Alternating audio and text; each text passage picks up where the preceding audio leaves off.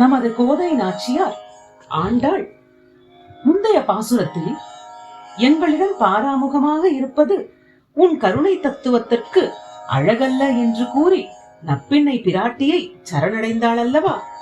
இந்த பாசுரத்தில் தங்கள் நோன்பு கைகூட விசிறியையும் கண்ணாடியையும் கூடவே கண்ணனையும் தந்தருள வேண்டும் என்று நப்பின்னை பிராட்டியிடம் பிரார்த்தனை செய்கிறார். பாசுரம் 20. 30 முக்கோடி தேவர்களுக்கும் துன்பம் வரும்போது அந்த துன்பம் வரும் முன்னரே எழுந்தருளி அவர்களின் நடுக்கத்தை நீக்கி அருளவல்ல மிடுக்கினை உடைய கண்ணபிரானே, திருப்பள்ளி எழுந்தருள வேண்டும். பகைவர்களுக்கு பயமாகிய காய்ச்சலை கொடுக்கவல்ல தூய்மையும் வலிமையும் உள்ள குணம் கொண்டவனே, பகைவர்கள் மண்ணை கவ்வும்படியான வலிமையுள்ள பிரானே, வீரம் கொண்டவனே, பள்ளி எழுந்தருள வேண்டும்.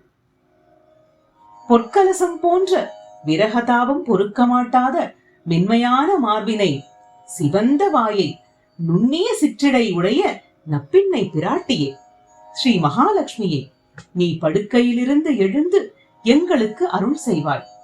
துயிலெழுந்து எங்கள் நோன்புக்கு உபகரணமாக ஆலவட்டமான விசிறியையும் கண்ணாடியையும் உன் வல்லவனான கண்ணபிரானையும் எங்களுக்கு தந்து பிரிவு துயரால் மெலிந்துள்ள எங்களை இந்த கணத்திலேயே நீராட்டச் செய் என்று கண்ணனுடன் உள்ளம் கலக்க பிராட்டியின் அருளை இந்த பாசுரத்தில் வேண்டுகிறாள் ஆண்டாள்.